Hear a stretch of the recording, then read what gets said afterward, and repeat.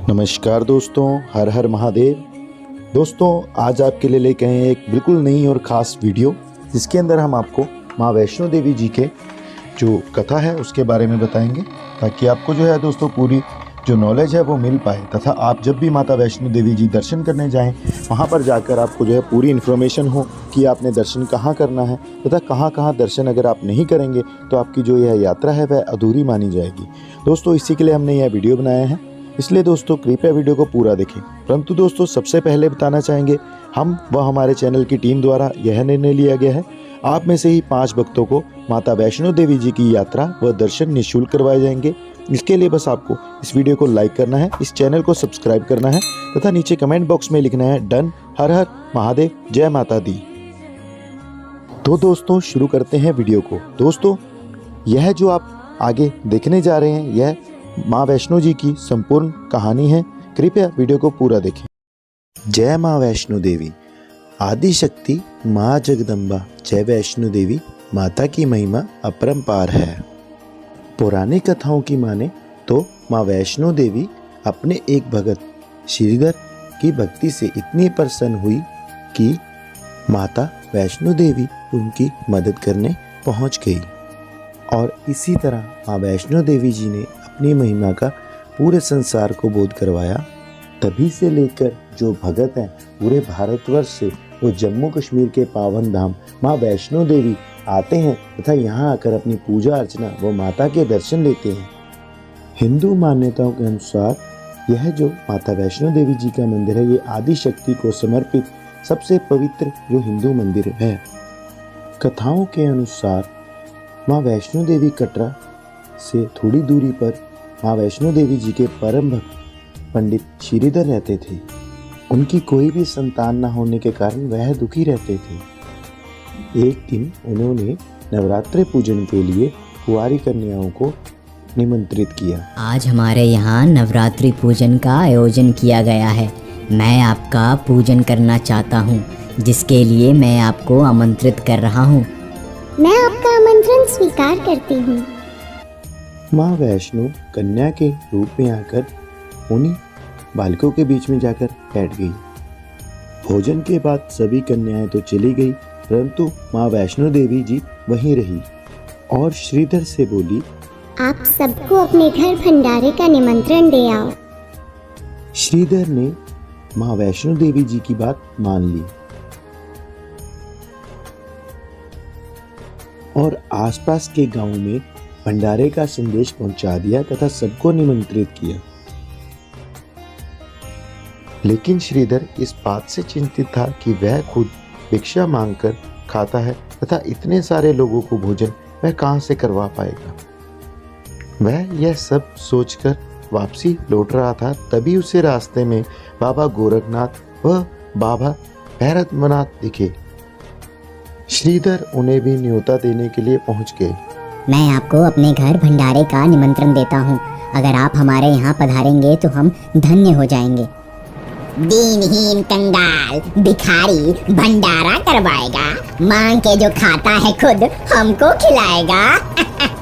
जितना तीनों लोक में नहीं उतना खाता हूँ मैं। हमें न्योतने आया है तू, जिसका इंद्र भी पेट नहीं भर सकता। तू बड़ा भोला है। कम पड़ जाते हैं भंडारे जहाँ जहाँ मैं जाता हूँ। वह दोनों गुरु चेला श्रीधर का मजाक उड़ाते रहे, परंतु फिर भी श्रीधर ने उनकी बात का गुस्सा ना मानकर उन्हें ये कहा, फिर भी आपको आना है और भंडारे की शोभा बढ़ानी है। मैं आपको भूखा नहीं लौटाऊंगा। भोजन का न्योता पाकर सभी गांव वाले अचंभित थे कि वह कौन सी कन्या है जो इतने सारे लोगों को भोजन करवाना चाहती है। इसके बाद पंडित श्रीधर के घर में गांववासी आकर भोजन के लिए एकत्रित हुए। तब माँ वैष्णो देवी जी ने एक अनोखे पात्र से सभी को भोजन परोसना शुरू किया। वह कन्या रूपी माता वैष्णो देवी भोजन परोसते हुए बाबा भैरवनाथ के पास पहुंचे।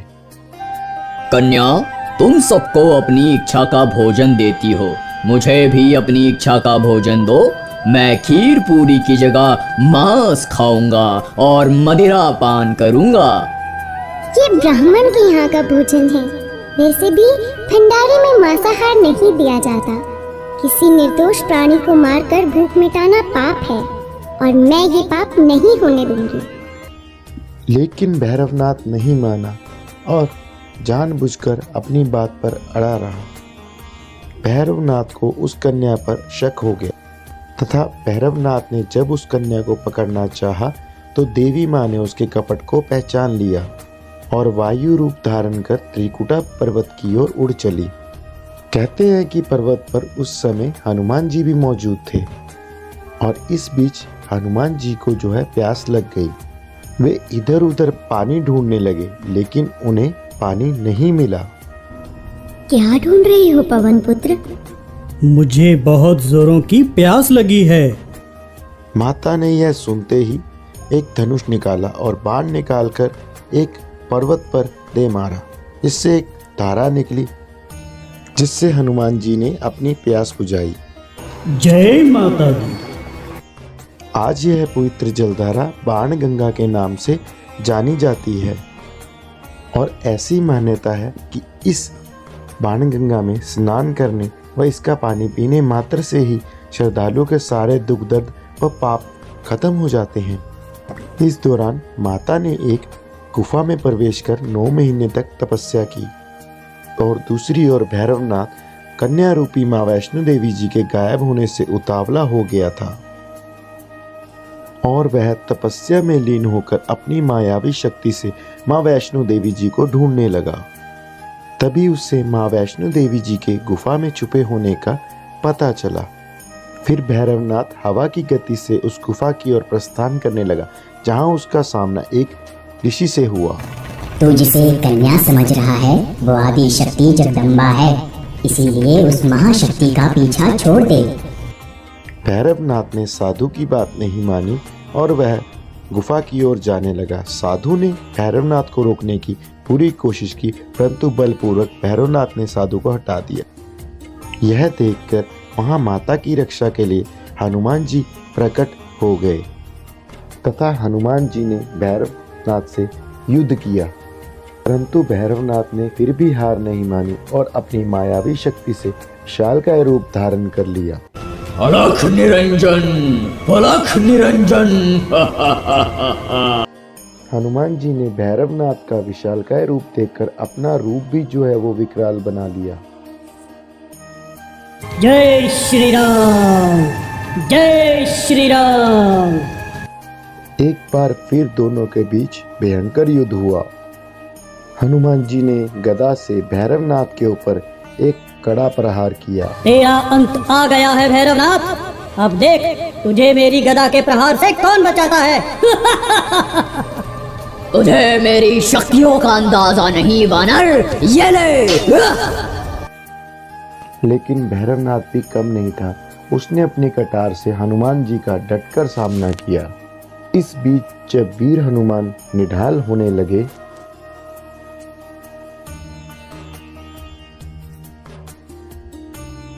तब माता वैष्णो देवी अपनी गुफा से बाहर निकले। ठहरो पवन पुत्र, इसका वध तुम्हारे हाथों नहीं मेरे हाथों होना है।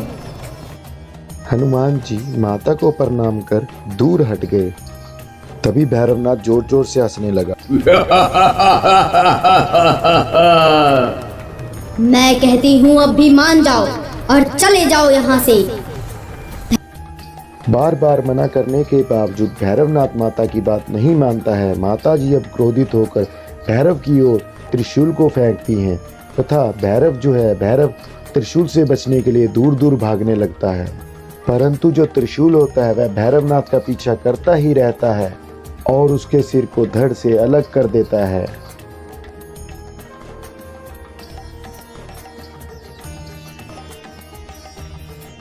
भैरवनाथ का सिर कटकर दूर त्रिकुटा पर्वत से भैरव घाटी में जा गिरता है। इस प्रकार माँ वैष्णो देवी भैरवनाथ का संहार कर देती हैं। ऐसा कहा जाता है कि भैरवनाथ को अपने वध के बाद अपनी भूल का एहसास हुआ तथा उसने माँ वैष्णो देवी जी से क्षमा की भीख मांगी। माँ मुझे दर्शन दो, माँ मुझे दर्शन दो।